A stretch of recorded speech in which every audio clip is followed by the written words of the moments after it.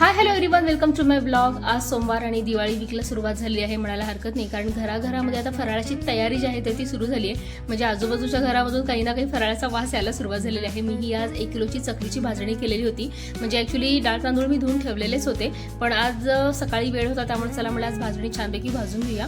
भाजणी भाजताना खास करून डाळी ज्या असतात तर त्याच्यावरती डाग पडून देऊ नका। जर असे डाग वगैरे काळपट पडले ना तर थोडीशी करपट होण्याची शक्यता असते। आणि तांदूळ सुद्धा आपण बदामी रंगावरती भाजून घेतले की चकलीला चव छान येते।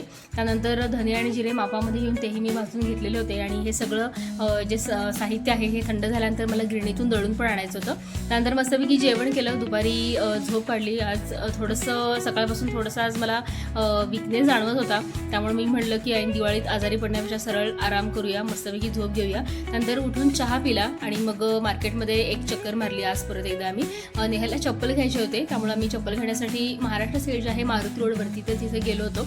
बघू शकता खूप सुंदर सुंदर अशा ह्या चप्पल्स आहेत। भरपूर व्हरायटीज दिवाळीच्या निमित्त आलेली आहे, त्यामुळे तिनं तिच्या मनपसंत 2 सेट घेतल्या चपलेचे।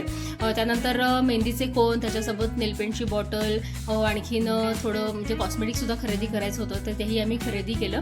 आणि जर तुम्हाला चप्पल्स घ्यायचे असतील तर मारुती रोडवरती महाराष्ट्र सेलमध्ये नक्की तुम्ही व्हिजिट करू शकता। खूप छान तुम्हाला व्हरायटी इथे मिळू शकते। बघू शकता बांगड्या, अँकलेट, त्यासोबत गळ्यातलं कानातलं भरपूर अशा व्हरायटीज इथं अवेलेबल आहेत आणि अगदी रिजनेबल रेटमध्ये आहेत। सो आम्ही थोडीफार खरेदी केली आणि घरी आलो आणि आता घरी आल्यानंतर जेवण करणार आणि जेवण करून झोपणार। चला तर या सोडवरती आजचा ब्लॉग संपवते। ब्लॉग कसा वाटलाय नक्की मला सांगा। चॅनल अजून सबस्क्राईब केलं नसेल तर नक्की सबस्क्राईब करा।